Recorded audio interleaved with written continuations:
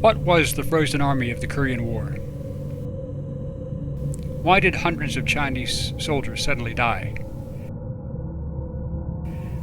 What effect did the legendary winter cold have to play in this disaster?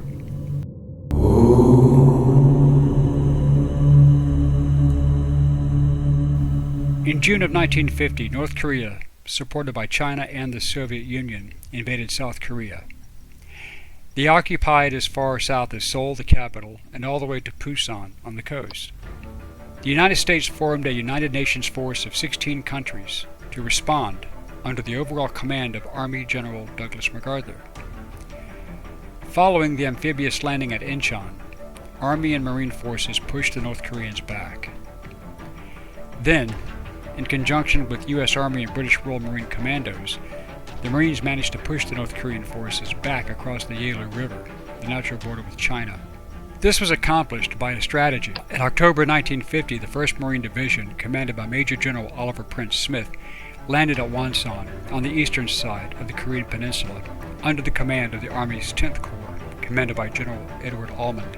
This strategy was to drive a double envelopment and squeeze the North Koreans between two Allied forces driving north.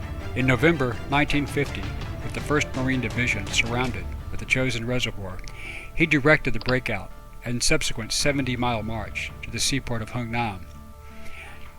But this was undergoing a trauma due to the November 25th declaration by the Chinese government under Mao Zedong, when 300,000 Chinese soldiers flooded in to help their North Korean allies, catching the UN forces off guard.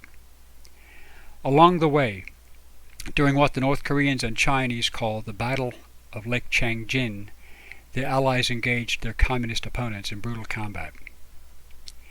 One of these units was a blocking force responsible for cutting off the retreat of the 1st Marine Division, keeping them occupied until they could be reinforced.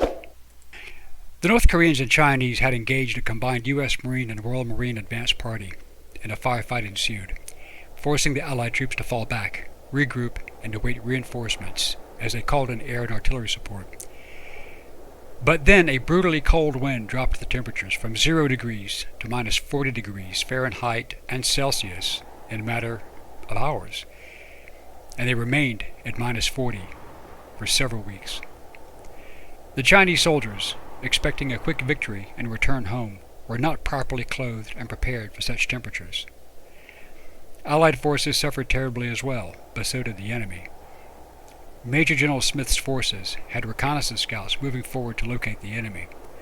One of his regimental commanders was the legendary Colonel Lewis B. Chesty Puller. As the Marines pushed on, they came across a scene that was unbelievable.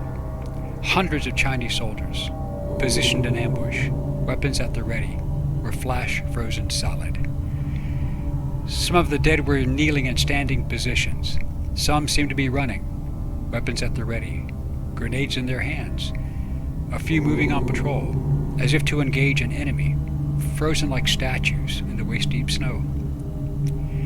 The frozen soldiers were from the 6th Company of the 117th Regiment, the 5th Company of the 242nd Regiment, and the 2nd Company of the 180th Regiment. Allied personnel also died from the severe cold, but not like this. This scenario was beyond surreal, almost unimaginable. Later, Chinese General Sung Shi-lun, commander of the 9th Corps of the Volunteer Army, reported the battle to his superiors.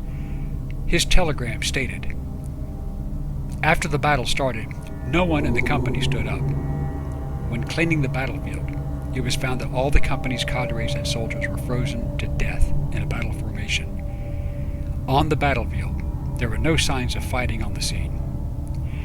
Another officer, General Chi Hao-chien, who had personally experienced the Battle of Changjin, recalled, "Although the Battle of Changjin Lake has been more than 60 years ago, it has been unforgettable to me."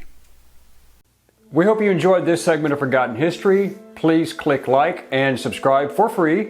And please stay tuned and be engaged and informed. Send us comments if you have questions or even show ideas, and we will respond to all requests and comments as soon as we can. Thank you.